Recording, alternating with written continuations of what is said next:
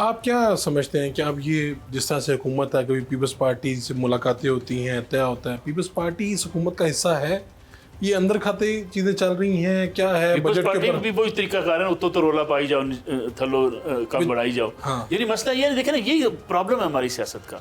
यानी peoples party वो साफ छुपते भी नहीं, सामने आते भी नहीं। अब वजारत गवर्नरशिप आपके पास है, सदर आप मुल्क के हैं, लेकिन आप कहते हैं फैसले जो है वो शहबाज सब गलत कर रहे हैं। भाई ये ऐसा नहीं होगा, आपको ये अपने ऑन करने पड़ेंगे फैसले। अगर आप हुकूमत के साथ हैं, अगर आपने सदारत इनके वोटों से ली है, PMLN के वोटों से, और अपने वोटों से शहबाज शरीफ को वज़ीर आज़म बनाया है, तो फिर आप बरीजुमा कैसे हो सकते हैं? हुकूमत के गलत फैसले भी आपको अपने खाते में लेने पड़ेंगे, सही फैसलों का क्रेडिट भी लेना पड़ेगा। नवाज शरीफ साहब अगर वज़ीर आज़म बनते तो हालात बेहतर होते, बहुत अच्छे होते, इससे बहुत आगे के होते, इस तरह की राय भी सुनने में आई। क्या आप भी समझते हैं कि ऐसा कुछ होता? मेरे ख्याल में नवाज शरीफ साहब ने अपने वाक़यात से, अपनी सियासत में जो कुछ उनके साथ हुआ, उससे काफ़ी कुछ सीखा है। नवाज शरीफ के अंदर बुर्दबारी जो है वो बढ़ चुकी है, शायद मैं समझता हूँ। और नवाज शरीफ साहब का मसला ये है कि शायद उनके अंदर अब वो इस किस्म की शायद जारहाना सियासत के कायल भी नहीं है। मामलात शायद 19-20 का फ़र्क ज़रूर होता है, यकीनी बात है। नवाज शरीफ का मसला ये कि पार्टी के अंदर उनकी ग्रिप बड़ी मजबूत है। यानी सारी पार्टी की जो रहनुमा है, उनके अपनी पार्टी के रहनुमा, या इवन पीपल्स पार्टी हो या बाकी जमातें हों, मौलाना फजल रहमान हो, नवाज शरीफ साहब का एक एहतराम का जो है वो एक फैक्टर मौजूद है, इसलिए शायद वो सपोर्ट होती। लेकिन आप ये नहीं कह सकते कि शहबाज शरीफ साहब वो काम नहीं करेंगे जो नवाज शरीफ साहब करना चाहते थे। उसकी वजह देखें कि क्या शहबाज शरीफ साहब नवाज शरीफ साहब की मर्ज़ी के बगैर वज़ीर आज़म बने? हरगिज़ नहीं। यानी ये तो सोच ही गलत है कि जी नवाज शरीफ साहब ने बना था बन शहबाज शरीफ साहब के, ये मुमकिन ही नहीं है। इसलिए शहबाज शरीफ साहब वज़ीर आज़म बने हैं मियाँ नवाज शरीफ साहब की मर्ज़ी से। और मेरा नहीं ख्याल अगर मियाँ नवाज शरीफ साहब कोई पॉलिसी देंगे या कोई उनको डायरेक्शन देंगे, उससे डेविएट करेंगे शहबाज शरीफ साहब, कतन ऐसा नहीं है। शहबाज शरीफ साहब ने बतौर वज़ीर आला पंजाब एक अच्छा एडमिनिस्ट्रेटर होने का सबूत दिया है। उसका फ़ायदा मेरे ख्याल में मुस्लिम लीग नून मरकज़ में उठाना चाहती थी, इसलिए वहाँ मरकज़ में उनको दोबारा वज़ारत उज़्मा दी गई 16 माह के बाद। अब कारकर्दगी का सवाल आप कहेंगे कारकर्दगी बेहतर कैसे होगी? मुल्क जिन मसाइल से दो चार है, इन हालात में आप जितनी मर्जी परफॉर्मेंस दिखा लें, चूँकि आम आदमी के मसाइल इतना जल्दी हल होते हुए नज़र नहीं आते, इसलिए आपको ये परफॉर्मेंस चैलेंजेबल रहेगी। तो आपको थोड़ा सा दुख तो हुआ होगा जब बजट की बात आई होगी? आपकी तनख्वाहदार आदमी है, मैं भी, तो मुझे तो एक धचका लगा कि मेरी तनख्वाह पर इतना ज़्यादा टैक्स हो गया। मैं सच्ची बात है थोड़ा सा मुख्तलिफ सोच रखने वाला आदमी हूं। मैं समझता हूँ कि देखें ठीक है, मेरे ऊपर भी बोझ आता है, आपके ऊपर भी बोझ आता है, लेकिन आप तसव्वुर कीजिए कि इस मुल्क के अंदर GDP के अंदर एग्रीकल्चर कितना बड़ा शेयर देती है, लेकिन टैक्स क्या देती है आपके सामने। ट्रेडर्स आपका इस मुल्क में GDP में उसकी कितनी बड़ी रेशियो आप देखें, टैक्स उनका क्या है वो आपके सामने है। बदकिस्मती से हमारे यहाँ हम टैक्स देना नहीं चाहते, सहूलियात हम सारी चाहते हैं।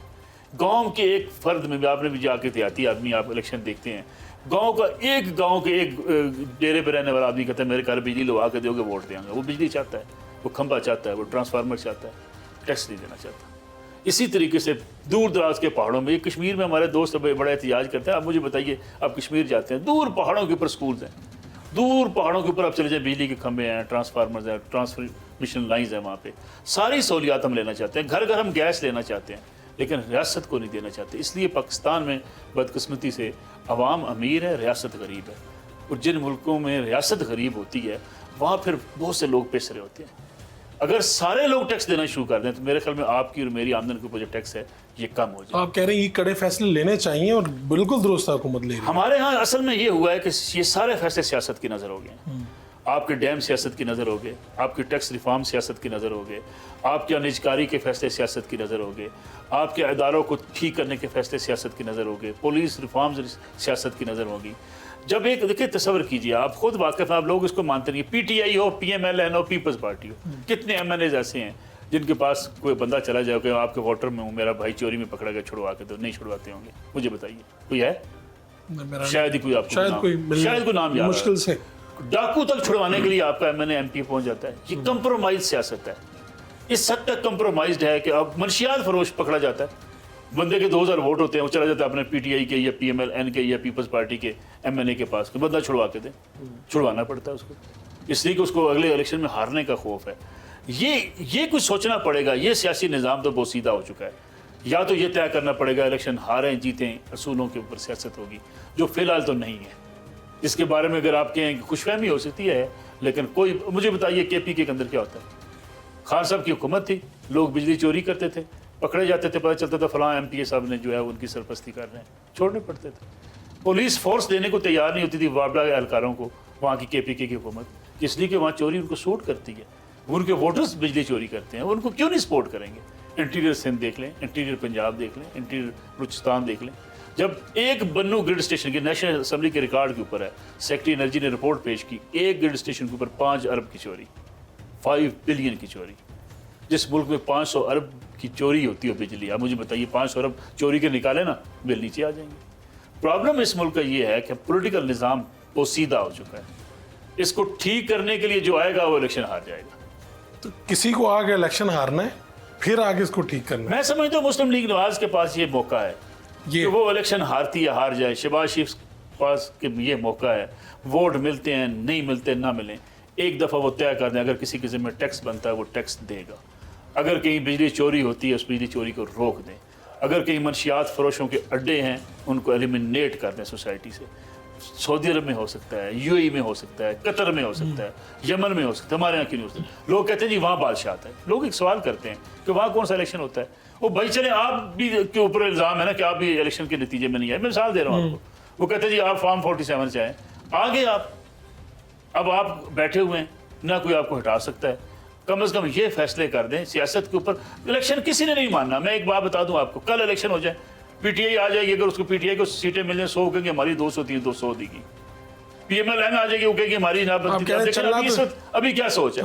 नवाज शरीफ साहब को हरा दिया गया, शहबाज शरीफ साहब को जीतने दिया गया। पॉलिटिकल निज़ाम के ऊपर आपका ट्रस्ट ही नहीं है। 93 के इलेक्शन को किसी ने नहीं माना था।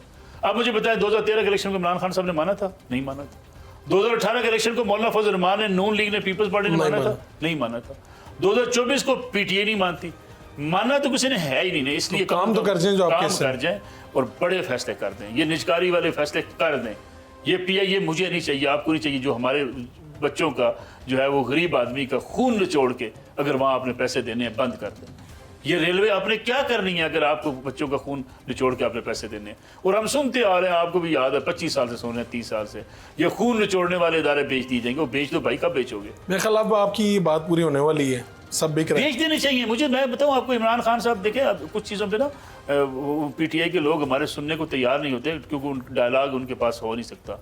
वो बस एक ही बात, मुर्शद ने कह दिया बार बारिश है तो मुर्शद बस बारिश है, बेशक बार धूप निकली हो। प्रॉब्लम ये है कि देखिए स्टील मिल जब बेची जा रही थी, खान साहब धरना देने पहुंच गए थे, आपको याद है?